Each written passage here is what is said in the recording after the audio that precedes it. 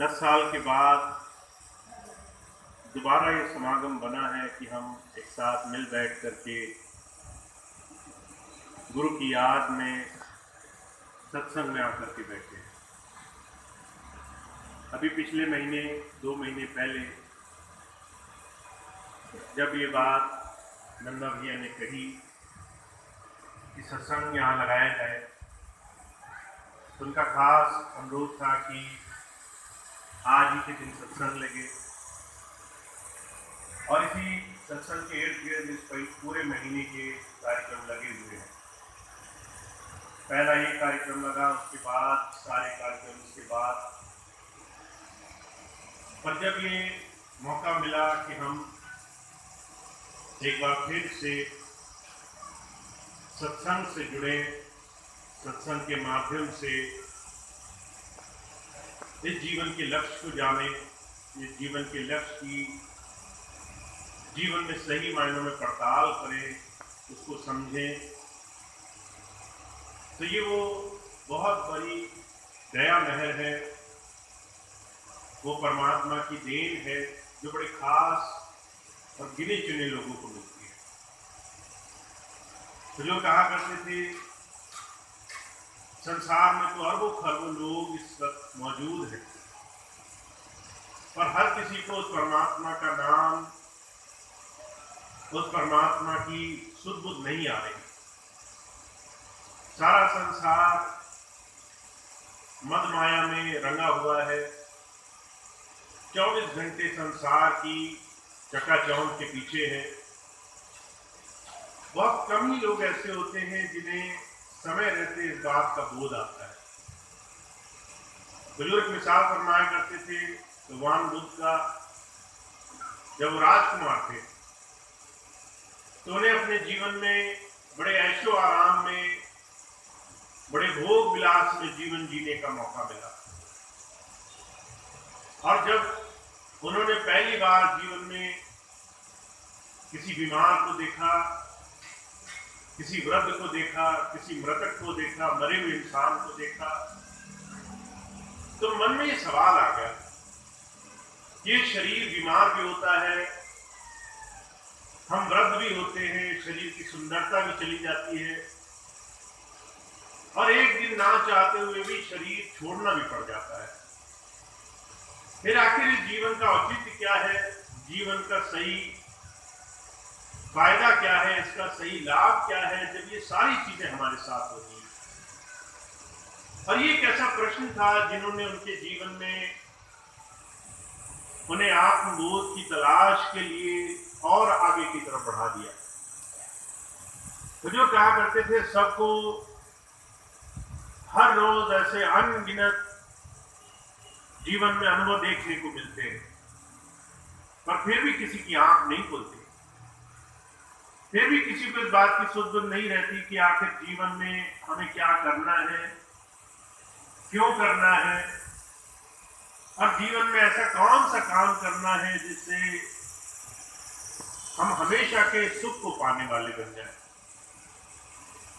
भगवान श्री कृष्ण ने गीता में बड़े साफ लफ्जों में फरमाया है,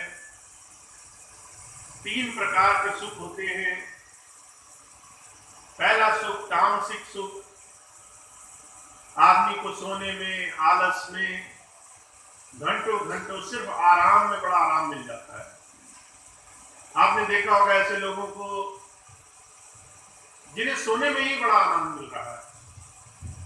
24 घंटे में 12 घंटे, 14 घंटे उनका आलस नहीं टूट रहा, वो उससे आगे कुछ सोच ही नहीं पाते। फिर दूसरा सुख बयान किया, राजसिक सुख। पैसा मिल जाए, जमीन जायदाद बन जाए, मान प्रतिष्ठा बन जाए, खूब खाने पीने के आराम मिल जाए, मद में, माया में, शराब के दूसरे नशों में मदहोश हो जाए।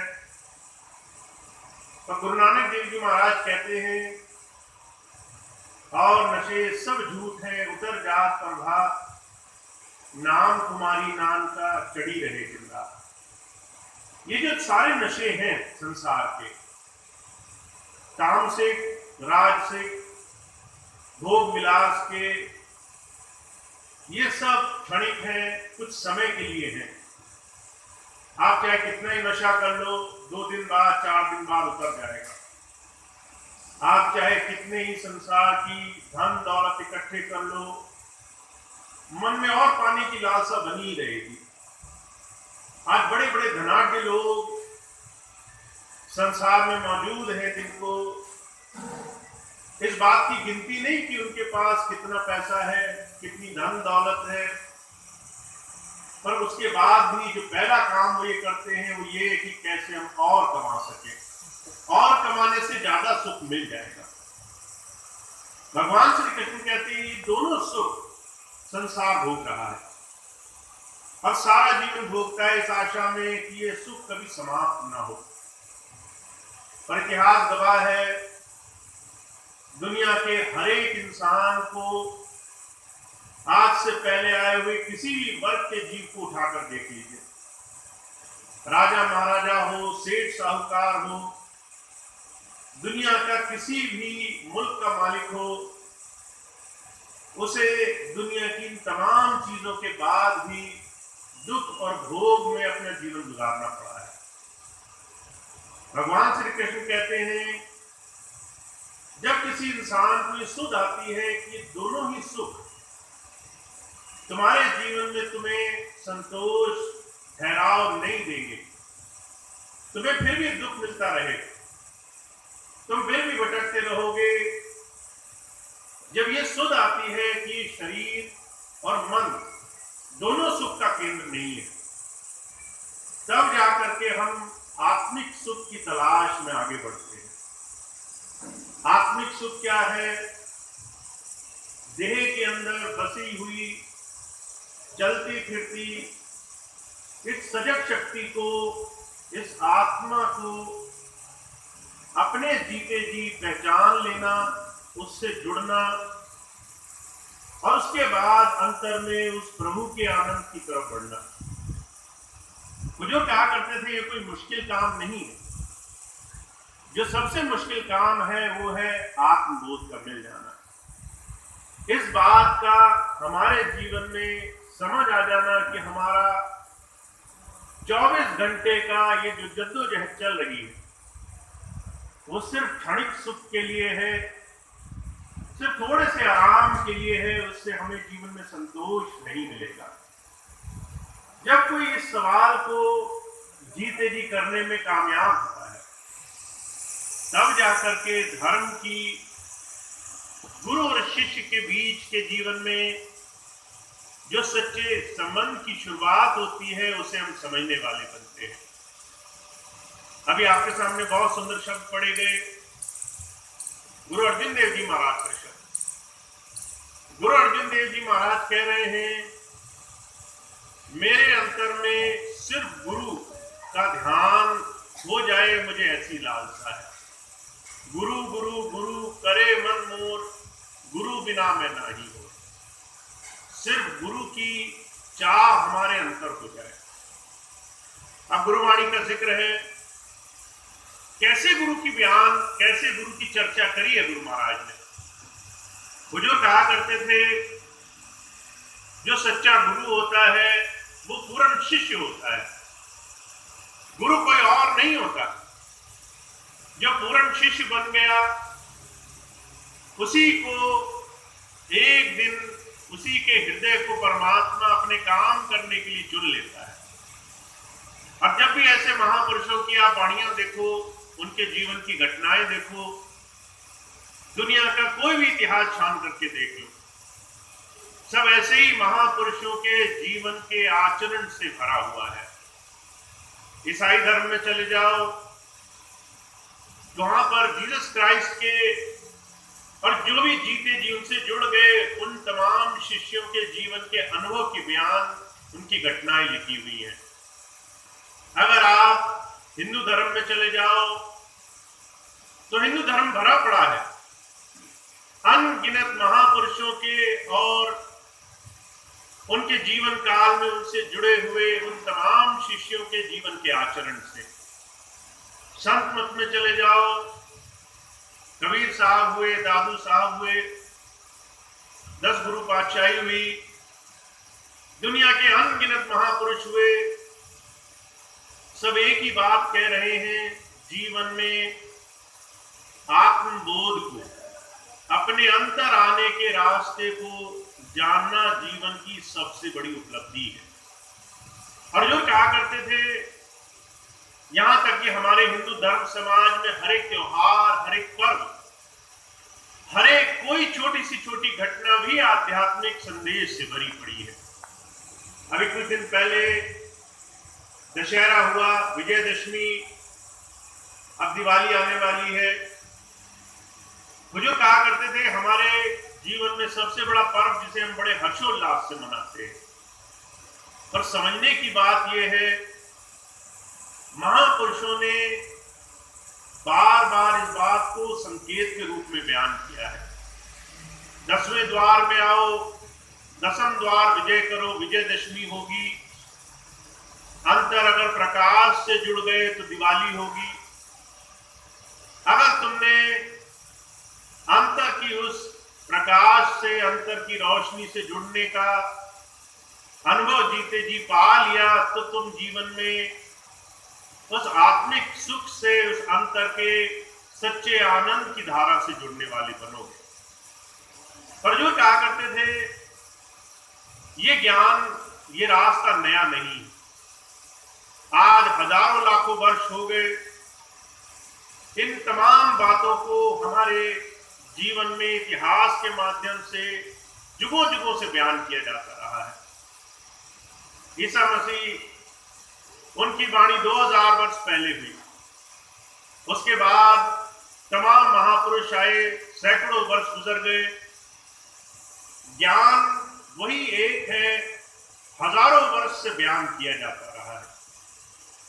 तो सवाल सिर्फ एक उठता है, हमारे जीवन में चाहे त्योहार हो, चाहे हमारे शरीर के सुखों की कल्पना हो, चाहे सांसारिकता हो, हर तरीके से जीवन में सच्चे सुख को आत्मिक सुख कहकर बयान किया है। फिर भी हम उसके रास्ते पर चलने में अपने आप को इतना कमजोर क्यों पाते हैं? हमारा हर रोज का जीवन सब कुछ जानने के बाद भी 24 घंटे सांसारिकता के पीछे क्यों ले जाता है? हमें संसार की तरफ ही क्यों जाना होता है? वो जो कहा करते थे, उसका सबसे बड़ा कारण ये है, इस संसार में हर एक चीज काल गति की बनाई हुई है। हर एक चीज जिसका अंत है, हर एक चीज जो क्षणिक है, हर एक चीज जिसका नाश लिखा हुआ है। शरीर ये भी जर्जर होगा, परिवार, धन संपत्ति, मकान, कोठियां, ये भी एक दिन पुरानी दिखने लग जाएंगी। अभी कुछ दिन पहले मैंने देखा, लखनऊ में जब से रहना हुआ, वहां पर पहले राजा महाराजाओं, पहले बड़े बड़े नवाबों ने बड़ी कोठियां बनाई थी। आज वहां उनको कोई देखने वाला नहीं। जो किसी समय राजसी बहुत बड़े शान और शौकत के ठिकाने हुआ करते थे, आज लोग उनको देख करके भी राजी नहीं है। वो जो कहा करते थे, ये सिर्फ उनकी नहीं, दुनिया के हर एक इंसान की अवस्था है। हमारा आज जो कुछ हमें बहुत अच्छा लग रहा है, कुछ समय बाद वो ऐसी जर्जर स्थिति में होगा जिसको हम देखकर उसे छूना तक पसंद नहीं करेंगे। चाहे वो कपड़े लत्ते हों, चाहे पुरानी चीजें हों, चाहे शरीर हो। ऐसे में इस काल गति से जीवन में सच्ची भक्ति के रास्ते पर सिर्फ और सिर्फ गुरु हमें चलाने के लिए आता है। और जो कहते हैं, उसको चलाने के लिए सिर्फ एक छोटी सी गति अपनानी पड़ती है। वो हमें अंतर से जोड़ करके प्रार्थना करना सिखाता है। प्रार्थना एक ऐसी शक्ति है जिससे हर एक जीव की भक्ति सफल हुई है। गुरु अर्जुन देव जी महाराज कह रहे हैं, मैं सिर्फ प्रार्थना कर रहा हूं, और वो ये कि गुरु, सिर्फ और सिर्फ गुरु, वो प्रकाश रूप में गुरु मेरे अंतर में विराजमान हो। सिर्फ वही मेरे अंतर में रहे, सिर्फ उसी का मैं जीवन में एकमात्र पाने की ख्वाहिश करूं, क्योंकि उसके अलावा दुनिया की तमाम चीजें ये हमारे जीवन में हमें अधूरा रखने वाली है, हमें उस तमाम दुखों में ले जाने वाली है जिससे छूटने का कोई इलाज नहीं। तो हमारे स्वामी जी महाराज सिर्फ एक बात कहा करते थे, इन तमाम ज्ञान और बड़ी बड़ी बातों का लाभ तब है जब इसे जीते जी अभ्यास में ले आया जाए। अगर हमने गुरु की बात को जीते जी अमल करके नहीं देखा तो वो बेकार की बातें हैं। उन तमाम ज्ञान का हमारे लिए कोई फायदा नहीं, क्योंकि वो हमने जीवन में आत्मसात करके नहीं देखा। अभी कई बार मुझे स्वामी जी की कई बात याद आती है। स्वामी जी महाराज कहा करते थे, जब गुरु गोविंद सिंह जी महाराज हुए तो उन्होंने कहा कि मुझे सिर्फ 5 ऐसे शिष्य चाहिए जो है मेरे कहे अनुसार अपना सर्वस्व वो दांव पे लगा सकें। फिर ये बात कह के बार बार ये बात कहा करते थे कि गुरु महाराज को तो 5 मिल भी गए, आज के समय में मुझे एक भी मिलना मुश्किल हो जाएगा। कारण क्या है? गुरु की बात कहने और आचरण करने से जमीन आसमान का फर्क आ जाता है। हम ज्ञान सिर्फ शाब्दिक रूप में समझने बूझने से ज्ञानी तो बन सकते हैं, पर गुरु ज्ञान वो हमें तब तक नहीं मिलता जब तक पहला कदम उनकी तरफ बढ़ाना नहीं शुरू करते। तो सभी महापुरुषों ने ये तमाम बातें कहने के बाद एक ही बात पर जोर दिया कि हम सब तमाम गृहस्थ में उलझे हुए लोगों के लिए पहला कदम उठाना बहुत जरूरी है। हम अपने दुनिया के सारे काम कर सकते हैं, पर साथ साथ उस आत्मिक सुख की तरफ, हमेशा सुख की तरफ कैसे बढ़ेंगे उसकी तरफ कदम बढ़ाना बड़ा जरूरी है। इसलिए स्वामी जी ने एक बात बार बार दोहराई, कहा हाथ कारवल दिल यार। तुम सारे काम करो, हर तरह की छूट है। तुम कारोबार करो, तुम सारे दुनिया के काम काज करो, तुम दुनिया में किसी भी काम काज में लंपट हो, मुझे कोई एतराज नहीं। एक बार एक भाई आया स्वामी जी के पास, उसको शराब पीने की आदत थी। कहता था स्वामी जी शराब नहीं छूटती। स्वामी जी कहने लगे तुम्हें छोड़ने की जरूरत नहीं, तुम नाम से जुड़ जाओ। कहने लगा नाम नहीं लिया जाएगा। स्वामी जी कहने लगे बस जब नाम लो उस वक्त मत पीना। अब ये बात उसने सुन ली, कहने लगा क्या फर्क पड़ेगा, नाम लेते वक्त नहीं पीनी है, अब कौन सा गुरुजी देखने वाले हैं। घर गया, घर जाकर सोचने लगा शाम हो गई, हम शराब पीने का जो समय हो गया उस वक्त बोतल खोली जाए। अब उसे उसी बोतल में स्वामी जी का रूप दिखाई देने लगा। बार बार मन में ख्याल आने लगा, स्वामी जी तो कहते थे कि शराब और तमाम ऐसे विषयों से दूर रहते हैं, वो शराब की बोतल में भला कैसे होंगे। कहने लगा ये मेरा भ्रम है। जैसे ही कोशिश करी तो अंदर से बड़ा भारी झटका लगा। अब ये जब झटका लगा तब उसे ये बात समझ में आई कि संत महापुरुष वो हमें ये नहीं कहते कि ताकि दुनिया के विकार छोड़ो, वो कहते हैं अपने दिल में उस मालिक को बसाओ। कारण क्या है? हमारा एक बार उससे ध्यान जुड़ गया, उसके बाद हमें दुनिया की तमाम चीजें, तमाम बाहरी चीजों की कोई जरूरत मालूम नहीं पड़ती। मुझे कहा करते थे संत हमें दुनिया के तमाम स्वाद, दुनिया के तमाम अच्छी से अच्छी वस्तु से भी ऊंचा रस देने के लिए आते हैं। और जिस दिन हमें वो नाम की खुमारी लग गई, जिस दिन हमें अंतर में नाम का रस लग गया, उस दिन जो जो चीजें आज हम छोड़ने के लिए व्याकुल होते घूमते हैं, उसकी तरफ जाने के लिए हमारा ख्याल भी नहीं आएगा। इसलिए जब संत आते हैं वो कहते हैं आपको संसार छोड़ने की जरूरत नहीं, हाथ सिर्फ उस मालिक की तरफ बढ़ाते चलो, उसकी याद बनाने का एक नियम बना लो। और स्वामी जी ने तो बड़ा आसान सा एक तरीका बताया, तुम पे वजन नहीं होता, कोई बात नहीं, सुबह और शाम 5-5 मिनट नाम के सिमरन से शुरुआत करो, पर इसे तुम्हें बिना ढील किए, बिना देरी किए करना जरूर है।